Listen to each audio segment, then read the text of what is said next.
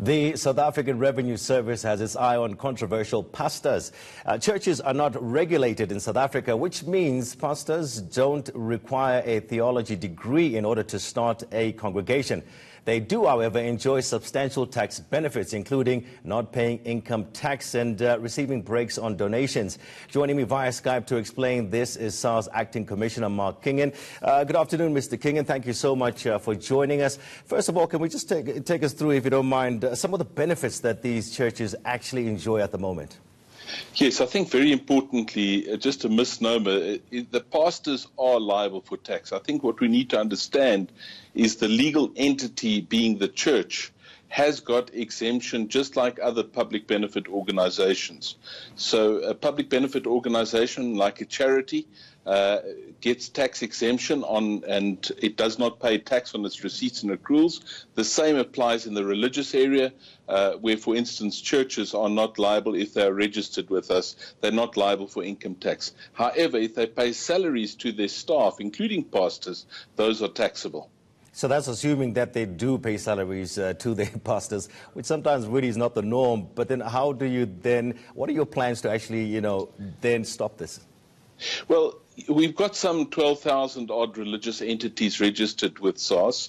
They're owing us quite a considerable amount of money.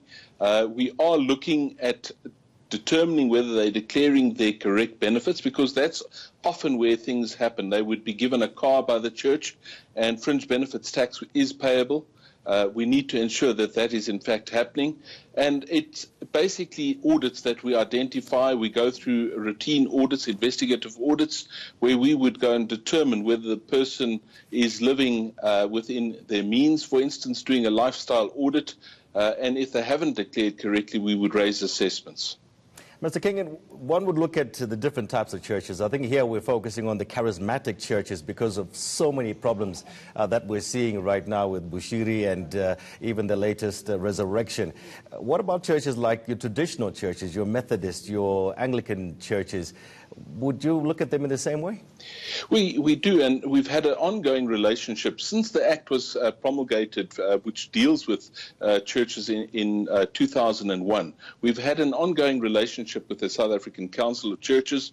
As with other faiths, we've had engagements and we've had meetings, and for the most part, as I would call your mainline churches as such, and they are compliant with the legislation insofar as tax is concerned. Okay, now, what powers do you have as SARS, at the end of the day over these pastors? It's not the churches, the pastors themselves. Well, very importantly, we're not regulating them. And I think people get the misunderstanding that we're regulating. All that we are there, any taxpayer who's receiving benefits, whether it's by donations for services rendered, in some form or other, whether they're getting benefits with cars or aircraft or any other form, are they paying their rightful tax? And that's what we are doing, simply trying to ensure that whoever receives income is paying the correct tax on them. And that is what we're about, and that's what we're up to. So, Mr. Kingan, what I'm trying to find out is, if they are not complying, what happens? Well, very importantly, we would raise assessments on them, and there is the risk for them that up to 200% penalty. In other words, they can pay treble tax on that. And just remember, in certain cases, if, for instance, they're not paying over pay-as-you-earn, etc., the churches, there can be criminal offences. Just bear that in mind. But first port of call is for them to voluntarily comply. If they don't, the full might of the law will apply. Okay, you're SARS, but obviously there's a political aspect to all of this, because the churches are very powerful. When you look at the political side of it, there are many congregants, and the political parties tend to really pussyfoot around the churches. How do you see that, and how do you counter that? How do you get around that as SARS?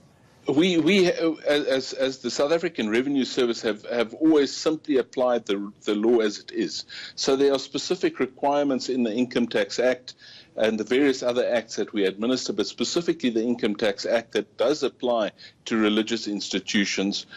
We apply the law without fear and favour.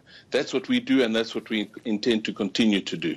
All right, fantastic. Thank you so much. That is Mark Kingan, the Acting Commissioner of Sars, talking to us about the churches, their benefits, and what they are planning to do when it comes to some of these charismatic churches and the traditional churches as well.